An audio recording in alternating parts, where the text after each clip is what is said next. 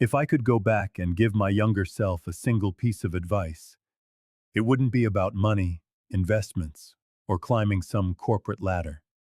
It would be simple, just two words: retire sooner. Not to escape a job, but to reclaim the years I didn't even realize I was losing until they were already gone for good. I know this might sound dramatic. We're taught our whole lives to keep working, save more, and wait until everything is perfectly aligned. But I didn't see what I was sacrificing until I finally stepped away. Now, looking back, my regrets are clearer than ever. This isn't about some fantasy of early retirement with fancy travel plans. It's about the quiet moments I missed, the energy I gave away, and the days I traded for a desk while life was happening just outside my window. Having seen both sides of the coin, working longer for a sense of safety versus retiring early for the gift of freedom, I want to share the truth most people only realize when it's too late. If you're wrestling with that same question, should I retire now or wait just a little longer? I'm not here to give you financial advice. I'm here to tell you what I learned the hard way. These are the 7 biggest reasons I regret not retiring sooner, and I hope they give you something to think about. Let's start with the most important reason of all: time. It is our most precious, non-renewable asset. More valuable than money, more valuable than status, because it's the one thing we can never get back. We live under the illusion that there will always be another summer, another vacation, another chance. But the truth is, we don't know. None of us do. I had a colleague named Dennis. He retired at 70 after a lifetime of hard work. He and his wife had this beautiful dream of buying an RV and traveling the country. They had the whole route mapped out: the Grand Canyon, Yellowstone, Yosemite. Just 3 months after he retired, his wife had a massive stroke. Suddenly, their dream of open roads turned into a reality of hospital visits and physical therapy. Within a year, Dennis was a widower. He still talks about how they waited too long. They saved for a lifetime, for a retirement that lasted only a single season. If that story feels heavy, it's because it is. And it's not rare. We think we can put joy on hold, that we can buy back time once we've earned it. But what I've learned, too late, is that you don't buy time. You spend it. Every single day. And if you wait too long, the price becomes everything you could have done with it. Retiring earlier means you get to enjoy time on your own terms. Whether it's a quiet morning with your grandkids or simply waking up without an alarm clock, you gain ownership of your own hours. You stop asking for permission to live. You just live. But when you delay, when you keep punching the clock out of fear or habit, you are gambling with your most irreplaceable currency. And I can tell you, it's a risk that is never worth taking. The second reason is burnout. It took far more from me than I ever realized. It creeps up on you. It doesn't always show up as exhaustion. Sometimes it's just a constant irritability, or that sinking feeling that arrives like clockwork every Sunday night. We tell ourselves, it's just part of the grind. But the grind grinds you down. For me, it started as a nagging shoulder pain. Then came the headaches. Then, the restless nights. My doctor finally told me, "You need to slow down. Your body is trying to tell you something." But I didn't listen. I kept pushing. Looking back, it's shocking how I normalized that constant, low-grade stress. I didn't realize I was running on empty until I finally retired. The relief was like taking a full breath for the first time in years. But by then, I had already spent years trading my peace of mind for a paycheck I no longer truly needed. My neighbor Susan, retired at 58. People thought she was crazy. Why so soon? They asked. But she knew, she told me, I have enough saved, and I'm not going to burn the rest of my good years being miserable. Today, she teaches painting, walks every morning, and travels with her sister every spring. She looks 10 years younger than the rest of us. I don't just envy her happiness. I envy her courage to stop before she broke. Because burnout doesn't always end in a dramatic collapse. Often, it just dulls your days and eats away at your health in silence. By the time you finally retire, you might be too tired to enjoy what you waited for. So if you're in a job that's draining your soul, waiting for some magic number in your retirement account, just pause. Ask yourself, what is this really costing me? Because the highest price you pay is rarely financial. This next one, this weighs on me more than anything else. I missed family moments that I can never get back. When people say, work will always be there, but your family won't, it's not a cliche. It is the absolute truth. I used to tell myself the long hours were for them. But what kind of life is it if you're never present? My daughter had a school recital when she was about 8. I was on a big deadline and told her, I'll try my best to make it. Of course, work ran late. By the time I got there, the performance was over. I saw her at the door of the emptying auditorium, and I'll never forget the way her smile faded when she said, It's okay, Daddy. Maybe next time. But there wasn't a next time for that recital. There never is. Life doesn't wait. The birthdays blur, the holidays pass in a rush. People grow up and people grow old. You can't rewind time. I know a man named Roy who retired at 67 after chasing promotions his whole life. When he finally stopped, his son had already moved across the country, and his grandkids barely knew his name. He once told me, I thought I'd have time to build those relationships after I retired, but they'd already moved on. I was too late. I wish I had retired sooner just to be around. Not to do anything special, but just to be present. Then there are the passions we put off for someday. We all have them. The book we want to write, the instrument we want to learn, the garden we want to plant.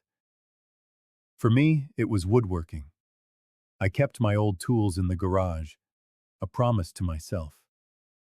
When I retire, I'd think, I'll finally have time for this. But by the time I did, arthritis had settled into my fingers. My hands weren't as steady. And just like that, the dream I'd kept alive for decades quietly slipped away. You can pursue passions later in life, but you'll enjoy them more while your body still moves freely and your mind is sharp. Retiring earlier doesn't just give you time, it gives you quality time. I know a woman named Carla who left her job at 59 to open a small flower shop. Her friends said she was crazy, but that tiny shop brings her more joy than her 30-year career ever did. When you retire early, you give yourself permission to reconnect with what makes you feel alive. The sooner you do that, the more of yourself you get back. This brings me to something that caught me off guard. My health declined faster than I expected. I thought I was fine, that I'd retire and then enjoy hiking and biking again. But the body keeps its own schedule, and it doesn't wait for your retirement plan. By the time I finally retired, my energy was nothing like it used to be. My doctor started warning me about blood pressure and cholesterol. The years of stress and poor sleep had piled up. I wish I had used my best years to heal rather than to hustle. So why did I wait? One reason: financial fear. That little voice that whispers, what if I outlive my savings? It kept me working years longer than I needed to. I ran every number, checked every spreadsheet, but the truth is, I was ready long before I believed it. The problem is, no matter how much you save, it never feels like enough. So you work one more year, and then one more. Looking back, I see I let fear control me. I overestimated how much I needed and underestimated the cost of waiting. I traded golden moments for a bit more cushion in my bank account. And I would give up that cushion in a heartbeat to have those years back. And finally, the most sobering reason of all, you are not promised tomorrow. None of us is. We say it casually, but when you truly live it, it changes you. I lost a friend named Harold 2 years ago. He always said he'd retire at 70, buy a sailboat, and live on the water. He saved, he planned, he bought the boat. It was sitting at the marina, waiting for him. 2 months after he retired, he had a heart attack and died in his sleep. He never set foot on that boat. His wife told me, "We waited our whole life for that dream, and then it just disappeared." I think of another neighbor, Grace, who worked until 72. She said she'd retire after one more year to pad her savings. That one more year turned into a cancer diagnosis. Her retirement became hospital rooms and chemo chairs. These stories aren't meant to scare you. They're meant to remind you that the clock is ticking for all of us. Retirement isn't an age. It's the moment you decide to start spending your most valuable currency, your time, on the things that truly matter. My deepest regret is that I waited so long to start spending mine. During one of our conversations, she told me, "I regret waiting. I should have gone to Paris when I could still walk 10 blocks without needing to rest." And you're struck by a sobering thought. These aren't rare stories. They are all around us. We all know someone who waited too long, who never got to enjoy the very life they worked so hard to build. I don't say this to frighten you, but I do want you to feel the full weight of that truth. I wish someone had looked me square in the eye and said, "You might be wasting your best years, assuming you have an endless supply of time." The truth is, we don't get a countdown clock. There's no timer telling us how much life we have left. Sometimes the best reason to retire is simply because you can. Not because everything is perfect. Not because you've crossed every financial T or dotted every health I, but because you understand the years ahead are not guaranteed. The longer you wait, the more you're gambling with a future that could be rich with laughter, adventure, and peace. I'm often asked, if you could go back, when would you have retired? My honest answer is always the same: the moment I first started thinking about it. That very first time the thought crossed my mind that I was tired, that I couldn't face another winter commute, that I had just enough to live modestly, that I craved more meaning than meetings.